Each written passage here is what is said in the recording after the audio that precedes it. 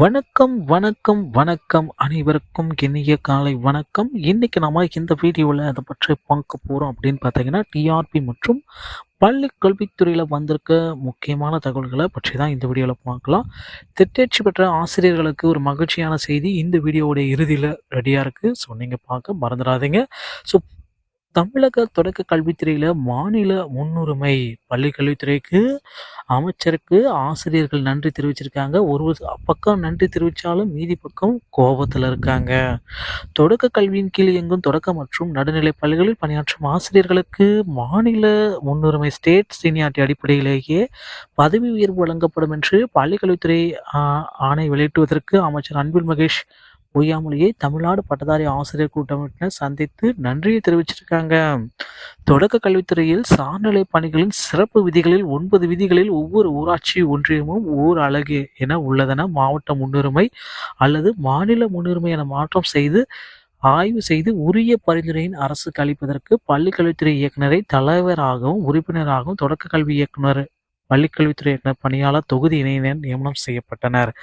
தமிழகத்துல பள்ளிக்கல்வித்துறையில உயர்நிலை மற்றும் மேல்நிலை பள்ளிகளில் மாநில முன்னுரிமை என்ற நடைமுறை பின்பற்றி பதவி உயர்வு வழங்கப்படுகிறது. ஆனா தொடக்க கல்வி நிர்வாகத்தில் உள்ள தொடக்க மற்றும் நடுநிலை பள்ளிகளில் பணியாற்றும் ஆசிரியர்களின் சீனியாரிட்டி இது நாள் வரை ஒன்றிய அளவில் கடைபிடிக்கப்பட்டது. இதனால் பதவி உயர்வு அந்தந்த ஒன்றிய அளவில் மட்டுமே வழங்கக்கூடிய நிலையில் இருந்தது. இந்த காரணத்தினால் மூத்த ஆசிரியர்கள் பதவி பெறாமல் பாதிக்கப்பட்டு வந்தனர்.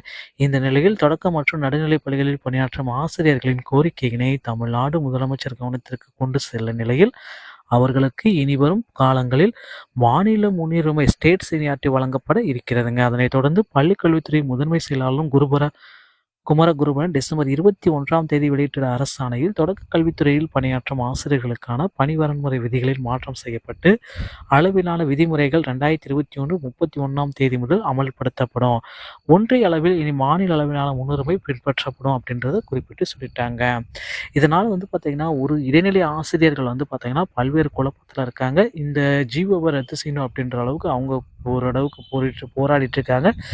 தொடக்க கல்வி ஆசிரியர்களுக்கு மகிழ்ச்சியும் தரக்கூடியதாக இருக்குங்க. இதுக்கு அடுத்து பார்த்தீங்கன்னா டெட் ஆசிரியர்களுடைய பணி நியமனம் இந்த 149 ஜிஓவை நீக்கிறதுக்கு உண்டான ஒரு புதிய மாற்றப்பட்ட வகுக்கப்பட்ட அரசாணையை தமிழக அரசு ரெடி பண்ணிட்டு இருக்கதா சொல்லிட்டு இருக்காங்க. அமைச்சர் அன்பில் மகேஷ் பொய்யாமொழி அவர்கள் இதை அதிவிரைவில் அதிகபட்சம் இந்த பொங்கலுக்கு பிறகு வெளியிட போறதா நமக்கு தகவல் வந்திருக்குங்க. பொங்கலுக்கு பிறகு பார்த்தீங்கன்னா நீங்க எல்லாருமே எதிர்பார்த்த மாதிரி பிஜிடிஆர்பி உடைய நோட்டிஃபிகேஷன். இந்த பிஜிடிஆர்பி நோட்டிஃபிகேஷன் பார்த்தீங்கன்னா பொங்கலுக்கு பிறகு நமக்கு கிடைக்கும். கிட்டத்தட்ட பிஜிடிஆர்பி உடைய ஆசிரியர்கள் 15,000க்கும் மேற்பட்ட ஆசிரியர்கள் தமிழகத்தில் தேவைப்படுறாங்க. இடைநிலை ஆசிரியர்களே பார்த்தீங்கன்னா 8,643 பேர் வேகன்சி இருக்கு. 1,500 பேர் புதிய அறிவிப்பாக வெளியிட்டிருக்காங்க. ஆனால் இப்போ இருக்கிற சுச்சுவேஷனில் அதிக அளவு பிஜிடிஆர்பி வேகன்சிஸ் இருக்குது. அது எவ்வளோ வெளியிட போகிறாங்கன்றதை நம்ம பொறுத்து நம்ம பார்க்கலாம். டெட் ஆசிரியர்களுடைய வழக்கு பார்த்தீங்கன்னா இன்னும் சட்ட நேரத்தில் வீடியோ வரப்போகுது. பொறுத்து நம்ம பார்க்கலாம். அந்த வீடியோவில் வழக்குடைய நிலவரத்தை பற்றி நீங்கள் பெற்றுக்கலாம். அடுத்த வீடியோவில் சந்திக்கிறேன். நன்றி, வணக்கம்.